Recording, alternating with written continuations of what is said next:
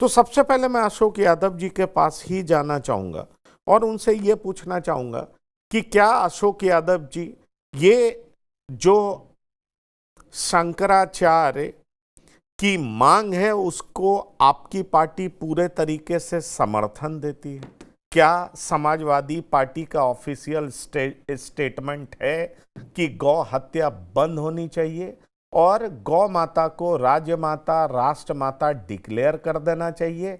और ऐसा आप सरकार बनाने के बाद, अगर आपकी सरकार बनी, तो ऐसा आप क्लियर कट करेंगे?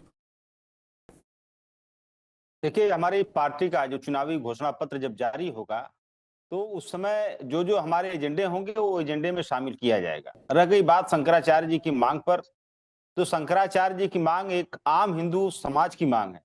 जिस तरह से वो मांग कर रहे हैं कि गाय को राष्ट्रमाता का दर्जा दिया जाए, तो इसमें कोई बुराई नहीं है, हम उसका समर्थन कर रहे हैं। क्योंकि भारतीय जनता पार्टी को अगर आप देखेंगे, तो उसको संत लोग कहते हैं ये मारीच की वंशज है। मारीच एक राक्षस था जो रंग बदलने में बहुत उस्ताद था, छद्मावरण। तो भाजपा एक, नीतियां अनेक। आप अगर भाजपा को देखेंगे, जो हिंदी भाषी प्रदेश हैं, वहां पे गाय उसके लिए माता हो जाती हैं।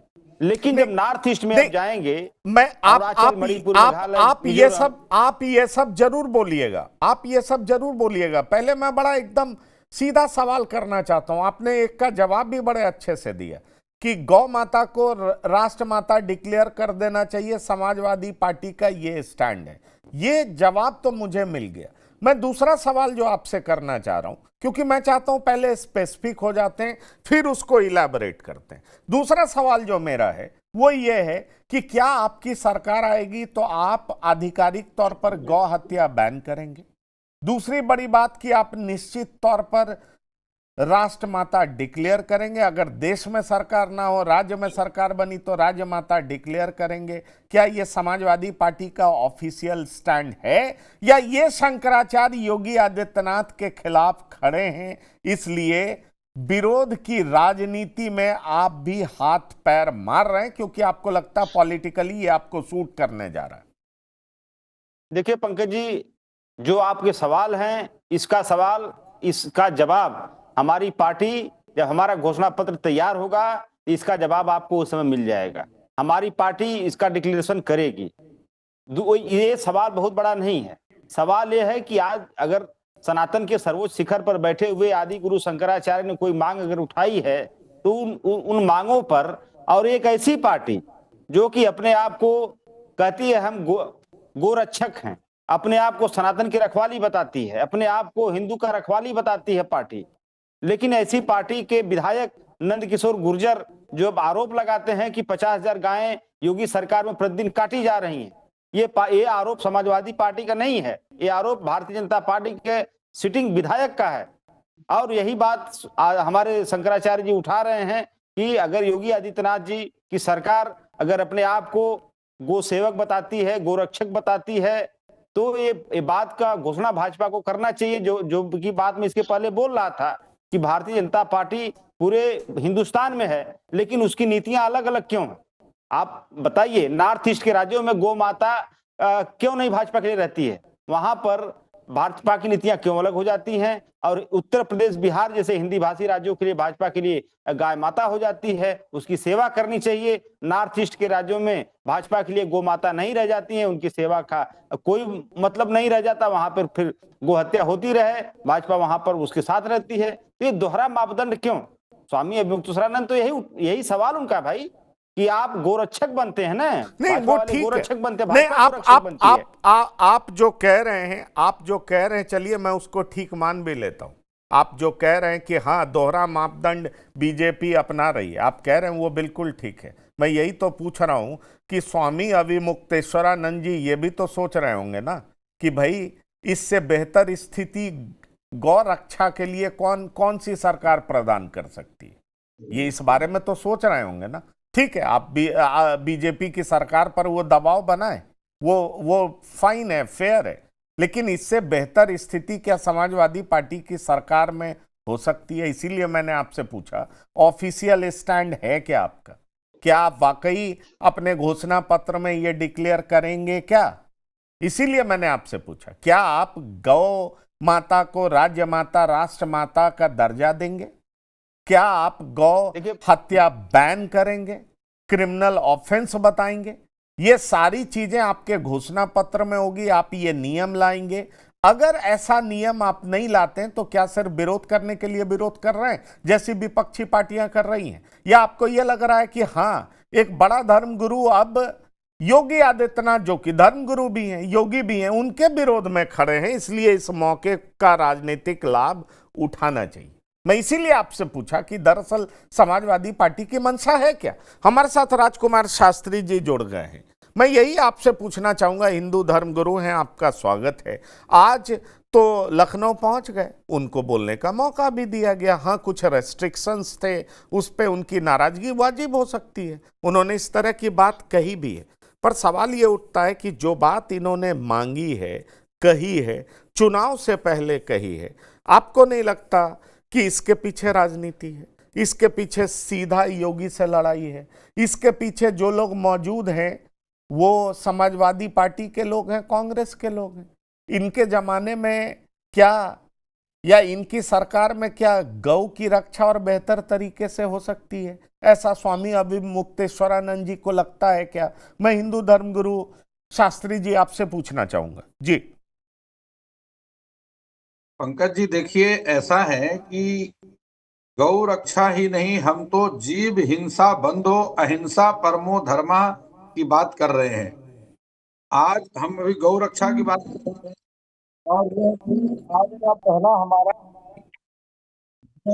भारत में रहने वाला प्रत्येक हिंदू ये चाहता है कि इस भारत भूमि पर एक रक्त भी, एक बूंद रक्त भी गौ माता का पृथ्वी पर नहीं गिरना चाहिए। स्वतंत्रता संग्राम सेनानी और आदरणीय तिलक जी ने कहा था कि जब तक इस भारत भूमि पर गौ माता का एक रक्त भी गिरता रहेगा, तब तक इस देश का उत्थान नहीं होगा, इस देश की समृद्धि और लक्ष्मी का निवास नहीं होगा।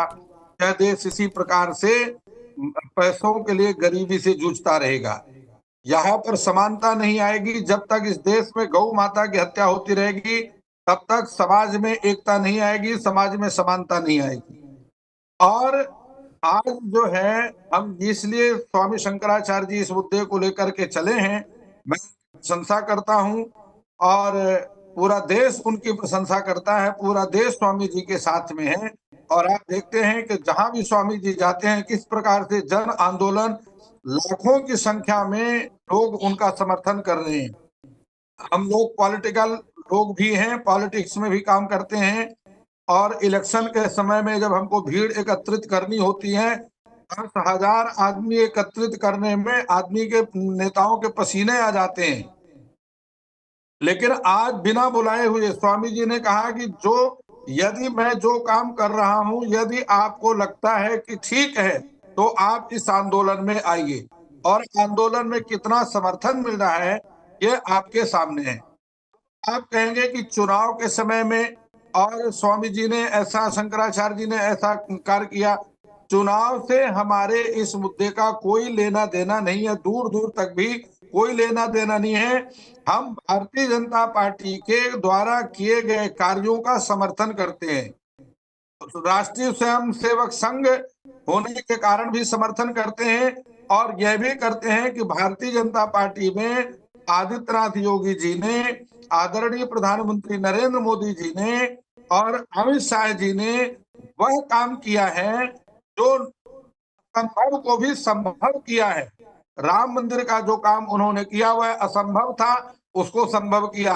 धारा 370 असंभव कार्य था, आज तक की किसी सरकार ने उस काम को नहीं किया, उसको भारतीय जनता नहीं, पर पार्टी ने किया। स्वामी जी ये बताइए, ये बताइए शास्त्री जी, ये बताइए, मैं आ रहा हूं संदीप चौधरी जी आपके पास। ये बताइए, काशी के संतों ने आरोप लगाया है कि ये आंदोलन इंडिया गठबंधन को फायदा पहुंचाने के लिए है। शास्त्री जी, मैं आपसे ही पूछ रहा हूं, क्या सच में गौ माता के नाम पर सियासत की पटकथा लिखी जा रही है? आप लाख कहिए इसमें पॉलिटिक्स नहीं है, लेकिन संत का एक बड़ा धड़ा ये कह रहा है कि इसमें राजनीति।